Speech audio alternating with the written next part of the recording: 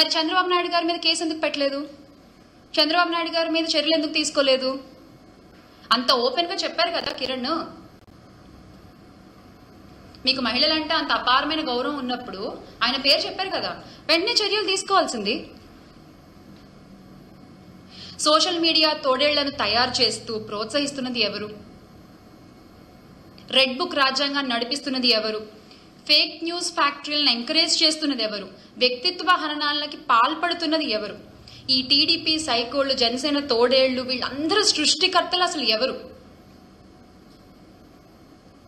Sir, గౌరవ ముఖ్యమంత్రి చంద్రబాబు నాయుడు గారు, మీరు ఎలాగో సత్తా లేదు కాబట్టి పవన్ కళ్యాణ్ గారికి, ఇప్పటి పిఠాపురం పీఠాధిపతి మా పీపీపీ గారికి, ఆయన మిమ్మల్ని ఫాలో అవుతున్నారు. అదే జరుగుతోంది కదా.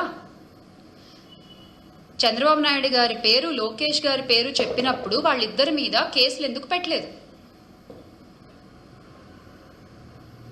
దీని ద్వారా మీ మోడస్ ఆపరెండి ఏంటన్నది బహిర్గతం అవుతోంది. మేము చెప్పట్లేదు, మీరు చేసే చేష్టల ద్వారా అది బహిర్గతం అవుతోంది. అసభ్యకర పోస్టులు, వికృత కామెంట్లతో ఒక ఆర్గనైజ్డ్ క్రైమ్ చేస్తూ సోషల్ మీడియాలో ఐటీడీపీ కార్యకర్తలు చెలరేగిపోతుంటే, మహిళల్ని కించపరుస్తూ వ్యక్తిత్వ హననాలు చేస్తూ కామెంట్లు పెడుతూ వాళ్ళ మీద పడి విర్రవీగుతుంటే మీరేం చేస్తున్నారయ్యా అంటే స్టేజ్ పైన కామెడీ స్కిట్లు చేసుకుంటున్నారు. స్టేజ్ పైన కామెడీ స్కిట్లు చేసుకుంటున్నారు సార్. మీరు చేసే పని అది. దాన్ని చూసి మీరు కింద క్లాప్స్ కొడుతున్నారు. వ్యక్తిత్వ హననం అనేది అసలు టీడీపీ పార్టీ జీన్ లోనే ఉంది. ఎస్, మీ క్రోమోజోమ్స్ లోనే అది ఉంది. స్వర్గీయ ఎన్టీఆర్ గారికి వెన్నుపోటు పొడిచిన దగ్గర నుంచి ఇది మొదలైందని చెప్పొచ్చేమో. ఆ ఎపిసోడ్తో ఎగ్జాక్ట్గా ఇది మొదలైందని చెప్పుకోవచ్చు మనం. క్యారెక్టర్ అసాసినేషన్ అనేది మీ పార్టీ జీన్లోనే ఉంది. అది ఏ రకంగా కొనసాగిస్తున్నారు ఈ రోజు వరకు అనేది ప్రతి ఒక్కళ్ళు చూస్తూనే ఉన్నారు. 2014 ఎన్నికల్లో అసలు సైకో అనే పదం వాడింది ఎవరండి? చంద్రబాబు నాయుడు గారే కదా. మరి అది కరెక్టా? అలా మాట్లాడొచ్చా? రాష్ట్రంలో ఒక మాజీ ముఖ్యమంత్రి కుమారుణ్ణి ఉద్దేశించి ఈ తరహా కామెంట్లు చేసింది చంద్రబాబు నాయుడు గారే కదా. మరి దాని అర్థం ఏంటి?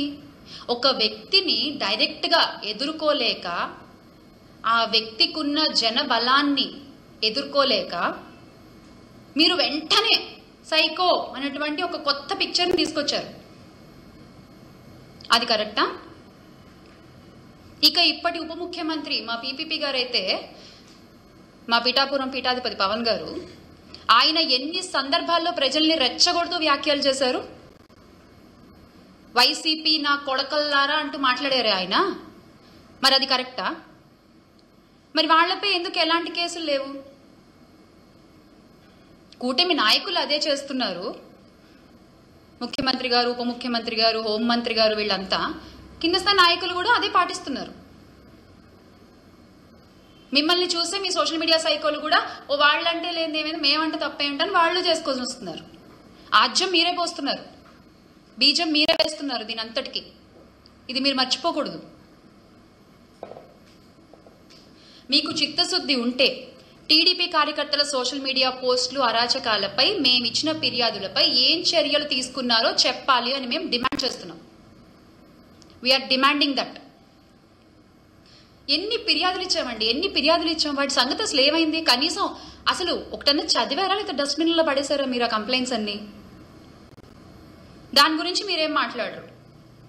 ఐటీడీపీ అనేటువంటి ఒక విష వృక్షాన్ని పెంచి పోషిస్తూ దాన్ని నడుపుతున్న లోకేష్ గారిపై ఎందుకు కేసు నమోదు చేయడం లేదు?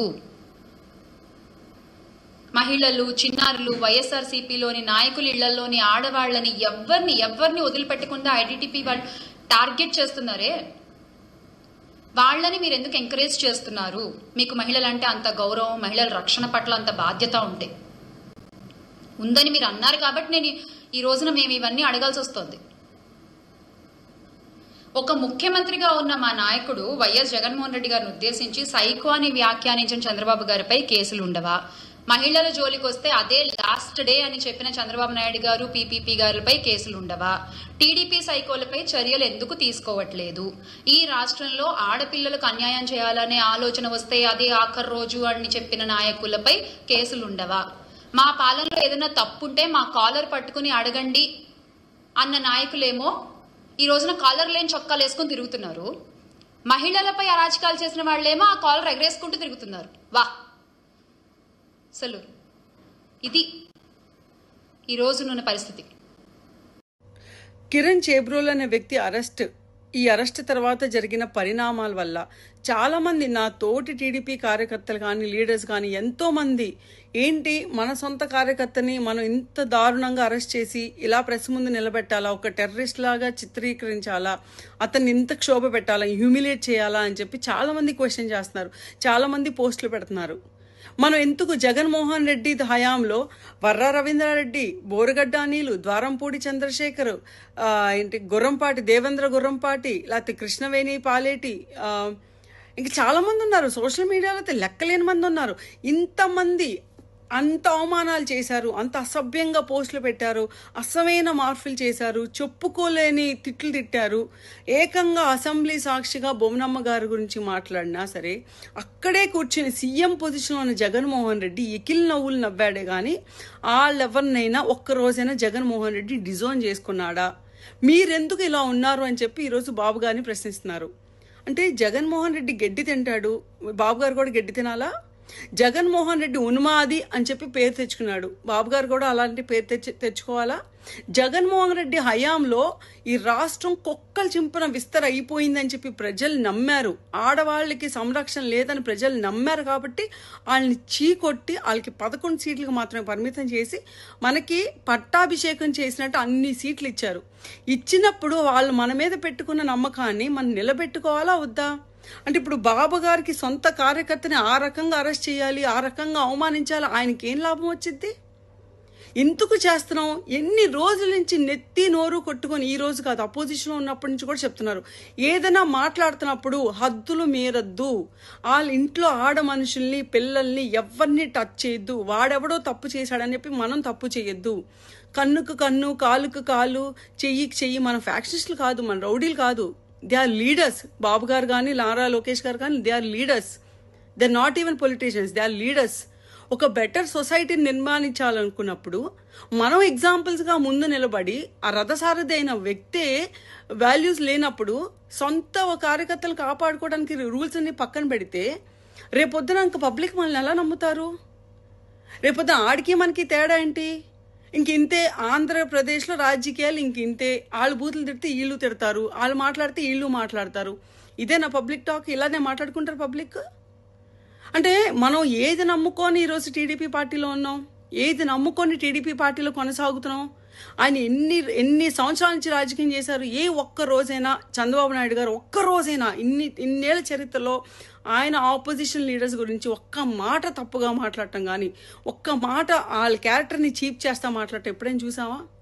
ఏదన్నా ఉంటే రాజకీయ పరంగా వాళ్ళు చేసిన, ఇప్పుడు జగన్మోహన్ రెడ్డి మీద మాట్లాడినా అతను చేసిన తప్పులు, అతను చేసిన స్కాముల వల్ల అతను బరితెగింపు బిహేవియర్ని బయట పెడతా మాట్లాడమే తప్పించి వాళ్ళ ఇంట్లో ఆడ మనుషులను, వాళ్ళ ఇంట్లో పిల్లలను వాళ్ళని చులకనగా చేసి మాట్లాడితే మనకేం వచ్చింది?